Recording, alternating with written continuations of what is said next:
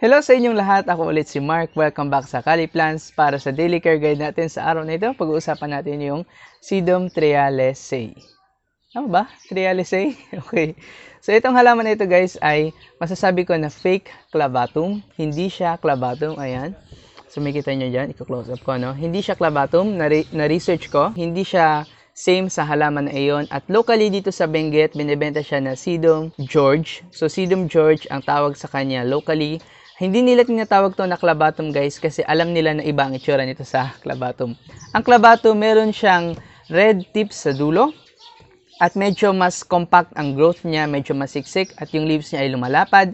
Ito namang triaceae ay tumatangkad at yung leaves niya halos pantay-pantay lang, hindi niya siya magkakakalapad, no? At mas mabilis na mag-etiolate itong halaman na ito.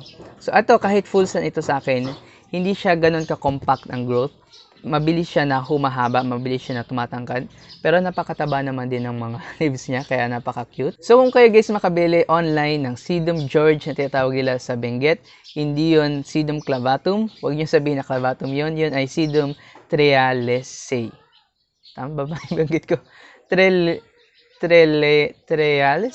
Okay, basta lalay ko na lang yung pangalan sa screen. Sa origin ng halaman na to guys, nakuha ko to kay Bahong CNS, gaya nung nasabi ko dun sa Sedum burrito. At ito ay meron ng mga 3 to 4 months. Sa akin siguro, medyo recent purchase ko lang ito. Pero before, noong gumawa ko ng video about sa small leaf na mga succulents, nagkaroon din ako ng isa nito, pero sadly yun ay namatay.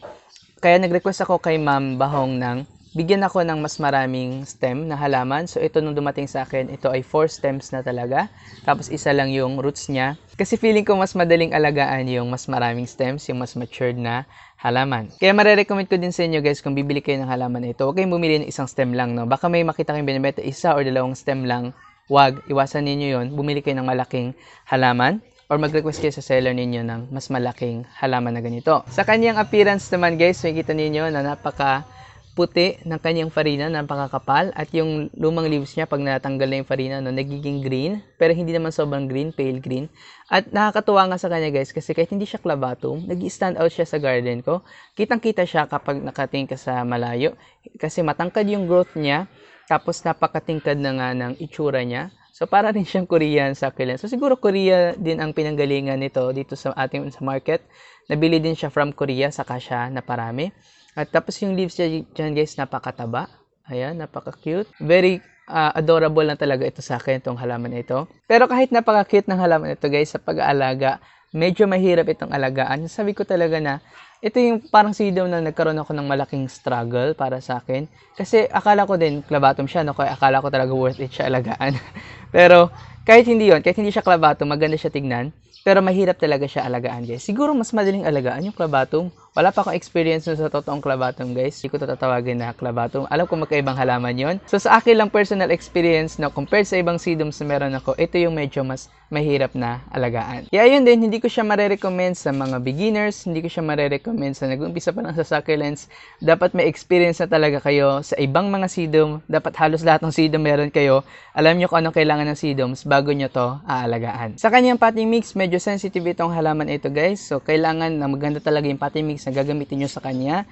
Ang masasabi ko ay 70% na pamis tapos 30% na carbonized rice hull. Meron akong video kung saan ko ginawa yung potting mix ng halaman na ito. So ipapakita ko siguro yung dito sa card sa taas para makita niyo kung ano yung exact potting mix na ginamit ko sa kanya. At kailangan lang talaga guys na fast draining yung soil niya kasi kung hindi, madali siyang maglalagas ng dahon. At ganoon din, dapat may enough na organic material yung potting mix niya kasi natry ko yung unang sedum na binili ko, halos puro pamis yun, halos walang carbonized rice hull, namatay din, nanuyot. Kaya hindi siya sana nakatanim sa pure na bato. Meron sanang pagkakabitan yung roots niya na organic matter sa ilalim. Kaya huwag niyo isipin na kung gusto niyo niya ng fast draining, itatanim niyo siya sa puro pamis. So, hindi ko marerecommend yun. Mamamatay din yung inyong halaman kung gagawin nyo yun. Pagdating naman sa pag-acclimate ng halaman na ito, masabi ko na ito yung pinakamahirap na in-acclimate ko na halaman. Hindi siya madaling i-acclimate guys. At siguro dalawang experience ko na namatayan ako ng ganito habang ina-acclimate pa lang. Hindi pa sila established, namatay na sila.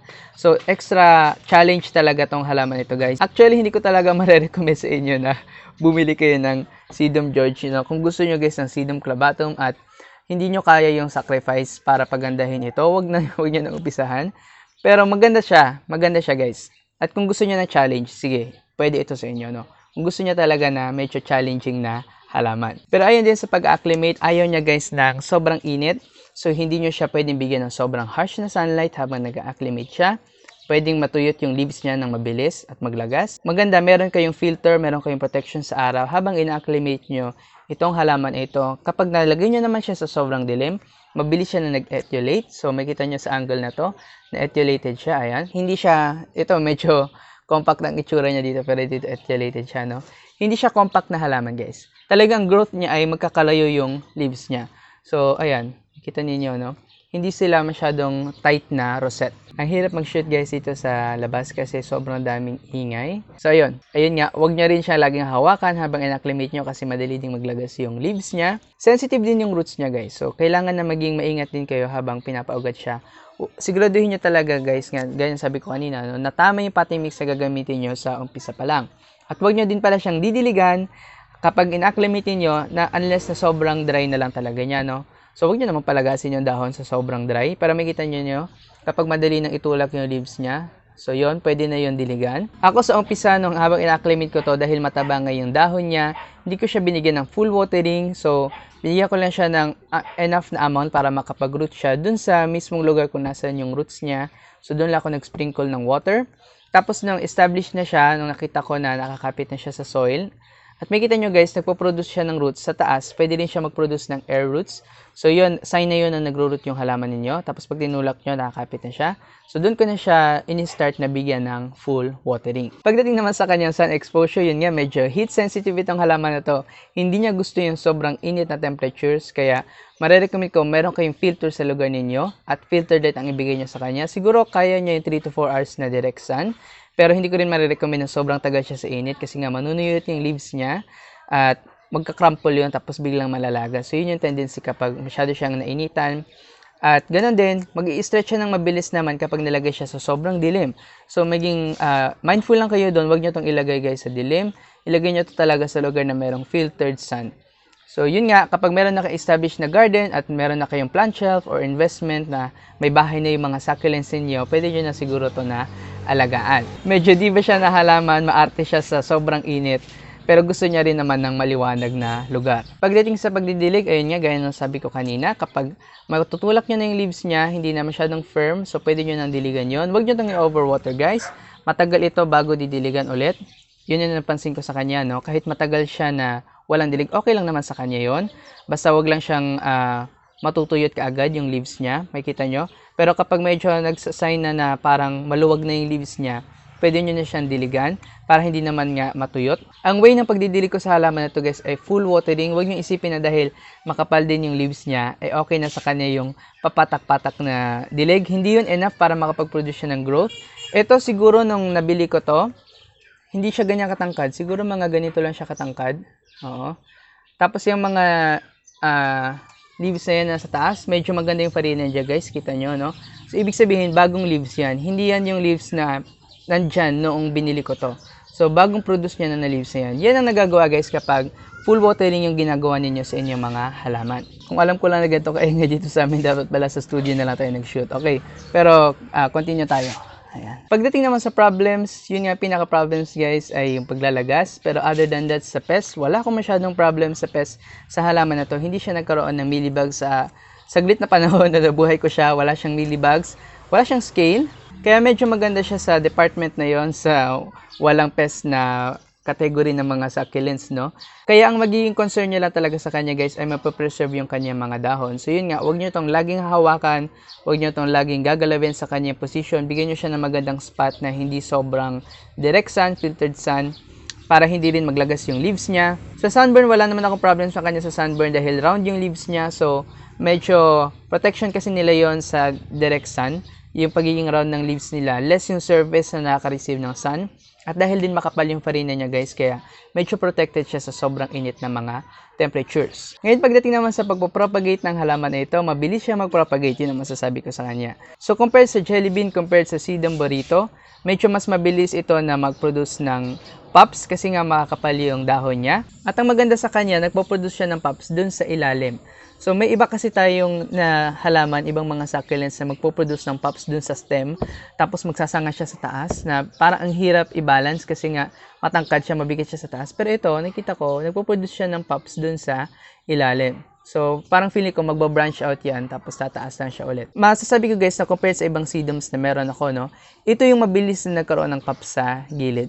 Ewan ko nga kung talaga nagpa-pop na siya noon, nung nabili ko, meron ng signs na magkakaroon na siya ng pops, pero mabilis lang siya guys na maparami. So, yun yung magandang benefit sa kanya guys, pag nakuha nyo yung alaga na kailangan niya.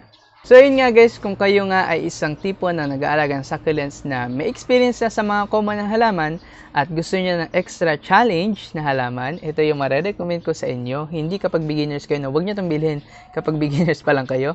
Pero kapag medyo kabisado niyo yung succulents, maganda na subukan niyo ito. Maganda siya tignan. Ayan, no? Para siyang bouquet ng sarili niya ng maliliit na cute na flower na parang candy. At hindi naman siya clavatum guys, no? At wala siyang amoy. So, baka ma-disappoint kayo kung expect nyo na may amoy ito. Wala siyang amoy. Yung iba sabi nila yung clavatum may amoy. Hindi ko pa sure yon kasi wala pa nga akong clavatum, no? Pero maliban dun guys sa kanyang amoy, yung kanyang itsura at saka yung kanyang bilis na dumami ay magandang addition sa inyong garden. Kung mapalaki nyo to at makita ko yung garden ninyo na may malaking ganitong halaman, kudos sa inyo kasi napalaki nyo siya dahil nga challenge siya alagaan. So, ayun, yun na siguro yung lahat ng masasabi ko sa halaman na ito na mahirap alagaan. Okay. So, makikita nyo pa guys yung progress nito sa mga susunod nating video. Mafe-feature ko siguro ulit itong halaman ito. Pagko-compare natin sila, pag nakabili na ako ng clavatum, someday, pagko-compare ko yung itsura ng dalawa. Pero ngayon guys, hanggang dito lang muna yung ating care guide. Sana mag-like kayo dyan sa baba, mag-subscribe kayo dito sa channel, at kita-kits na lang tayo ulit sa susunod. Bye-bye!